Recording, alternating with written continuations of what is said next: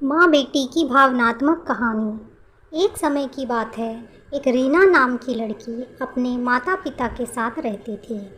वह अपने माता पिता की इकलौती बेटी थी। उसके माता पिता उससे बहुत प्यार करते थे, इसलिए वह जो भी मांगती थी उसे लाकर देते। उसके पिता इतने ज़्यादा पैसे नहीं कमा पाते थे, लेकिन फिर भी वह अपनी बेटी की हर इच्छा पूरी करते थे।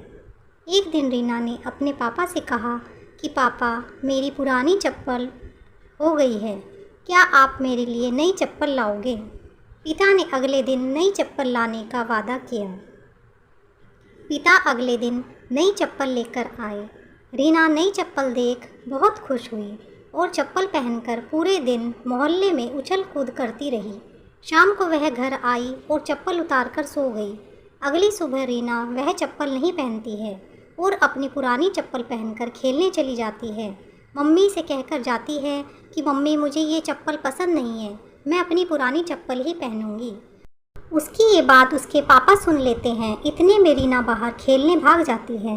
रीना के पिता उसके पीछे गए और उसे अपने पास बुलाकर कहा कि बेटा, अगर तुम्हें नई चप्पल नहीं पहननी थी तो तुमने क्यों मंगवाई और तुमने उसे कल पूरे दिन पहनकर रखा। अब हम इसे वापस दुकानदार को भी नहीं दे सकते हैं। रीना कहती है, पापा, मैंने यह चप्पल मम्मी के लिए मंगाई थी क्योंकि उनकी चप्पल टूट सी गई है और वह खर्चे के डर से कभी अपने लिए नई चप्पल नहीं मांगती है। इसलिए मैंने वह चप्पल कल पूरे दिन पहन कर रखी ताकि मम्मी उसे वापस करने का न बोल सके।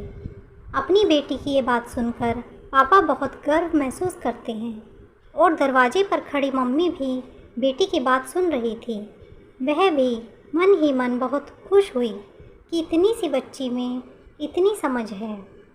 दोनों माता पिता एक दूसरे के सामने देखकर मुस्कुराते हैं और बेटी को प्यार करने लगते हैं।